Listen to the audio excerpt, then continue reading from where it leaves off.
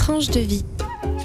La tranche de vie de Philippe, nous sommes oui, tout oui. Absolument. Alors, petite précision, je te confirme Valentin, j'ai bien dit les chevals dans ma chronique précédente. Mais oui, mais ça m'a perturbé. Parce que je prenais les chevals individuellement, si tu veux. Je m'adressais à chaque chevaux. Je vois. Voilà.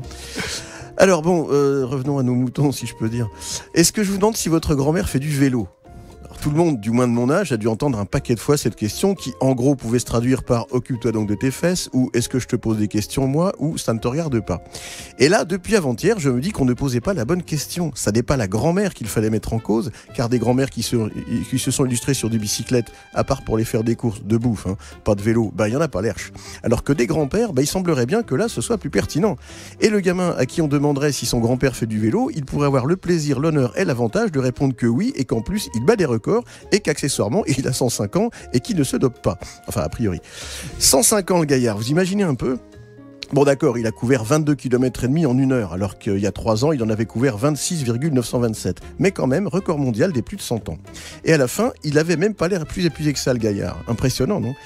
Mais ceci étant posé, qui est donc ce héros ? Alors, Robert Marchand est né le 26 novembre 1911 à Amiens, dans la Somme, et c'est un cycliste et centenaire français. Fils de Louis Marchand et de Lucienne Décousu, fille de l'inventeur du fameux pantalon.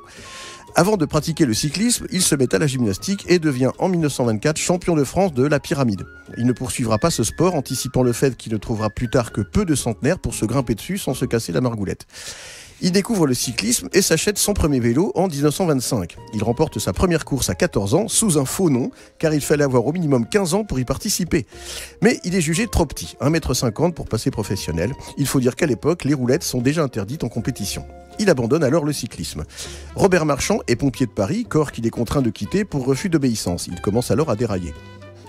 Il part s'installer au Venezuela et y exerce plusieurs métiers, tels qu'éleveur de poulets, mais il est viré car quand il compte les poules, il dort. Il revient en France, puis il part au Canada pour exercer le métier de bûcheron qu'il trouve trop difficile. Alors il revient à nouveau en France en 1960 pour exercer divers métiers, dont marchand de vin. Il est syndiqué à la CGT et l'Union syndicale des retraités de Mitry Mory, membre du Parti communiste français, mais comme non-cadre, ce qui est paradoxal pour un cycliste, soit dit en passant. En 1978, à l'âge de 67 ans, il achète un nouveau vélo et reprend sérieusement l'entraînement. Il court 8 Bordeaux-Paris, 4 Paris-Roubaix, puis se tape une ronde Picarde, 3 marmottes et 12 ardéchoises. Alors pour ces 3 dernières, je précise qu'il s'agit de courses, pas de femmes. Il rallie Paris à Moscou en 1992 à l'âge de 81 ans, et oui. Et en 1999, il se fait sa première ardéchoise à 88 ans. Je parle toujours de course cycliste. En son honneur, le col du Marchand, à l'altitude de 911 mètres, adopte son nom. Le 17 février 2012, en Suisse, il établit avec 21,4 km le record de leur cycliste sur piste dans une catégorie spécialement créée pour lui par l'Union cycliste internationale, les Masters de plus de 100 ans. Le 28 septembre 2012, il établit à Lyon le record des 100 km en 4 h 17 minutes 27 secondes à la moyenne de plus de 23 km/h dans la catégorie toujours des plus de 100 ans. Le 31 janvier 2014, à l'âge de 102 ans, mais on ne l'arrête pas, il améliore un de ses records sur un vélo spécialement conçu pour l'occasion en parcourant 26,927 km en 1 heure.